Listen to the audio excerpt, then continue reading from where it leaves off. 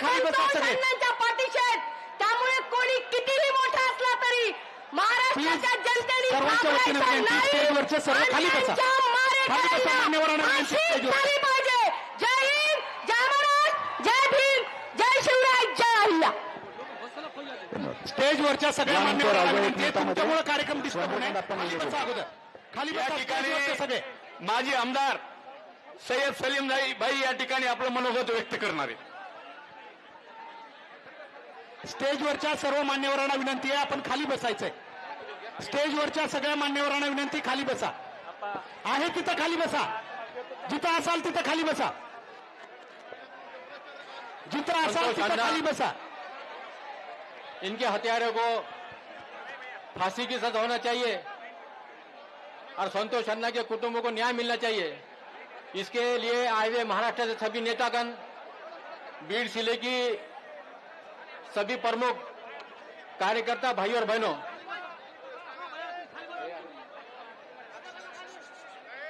संतोष अन्ना के हत्या में स्थानीय पुलिस की गलती की वजह से संतोष अन्ना की हत्या हुई, ऐसा मेरा ठाम मत है. क्योंकि 6 तारीख को मिल मिलके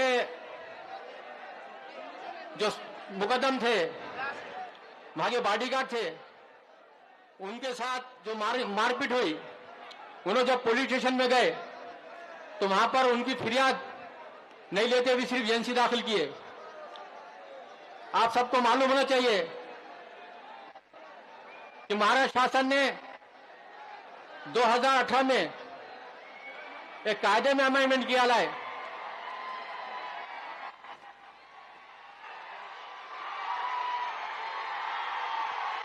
सर्वांना विनंती आहे, नाही शांतता राखा, गोंधळ करू नका प्लीज. हे बघा, गोंधळ करू नका. सर्वांना नम्र यशस्वी व्हायचा आहे. कोणीही असा गोंधळ करू नका, विनंती आपल्या सर्वांना नम्रतेची विनंती आहे. आपण गोंधळ खाली बसा. खाली बसा. खाली बसा. सर्वांना विनंती आहे, बसा खाली. खाली बसा. आहे तिथं खाली बसा. धन्यवाद. खाली बसा प्लीज. आभारी आहोत आपले. खाली बसा प्लीज. बसा खाली. धन्यवाद. मध्ये उभं राहिलेल्या सर्वांना विनंती, आपण खाली बसलो पाहिजे. येऊन द्या. मनोज दादा जरंगे येणार त्याला येऊन द्या पुढं. क्रांतीसूर्य मनोज दादा समोरून त्या ठिकाणी आलेले आहेत. प्रशासनास विनंती आहे की त्यांना जागा करून द्यावी. बाकी सर्वांनी खाली बसून द्या. त्याला येऊन द्या. मनोज दादा पाटील ते येत आहे, त्याला येऊन द्या पुढं. स्टेजच्या बरोबर मध्य भागातून आदरणीय मनोजदादा जरंगे पाटील यांच्या या ठिकाणी आगमन झालेले. प्रशासनास विनंती की त्यांना जागा करून द्यावी.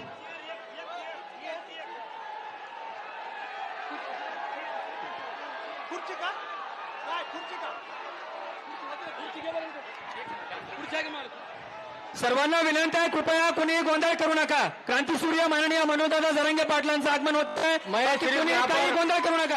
सर्वांनी जागेवरती बसून घ्या.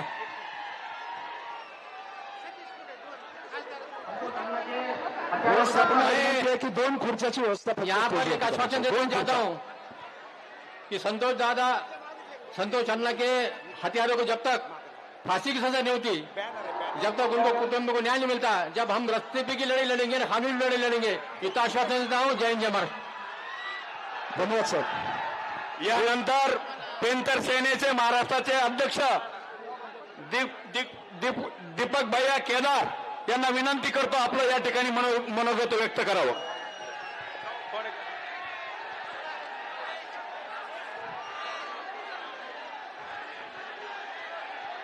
स्टेजच्या डाव्या बाजूला वरती येण्याची व्यवस्था केलेली आहे. हे बघा, असं जर आपण केलं हे योग्य नाहीये.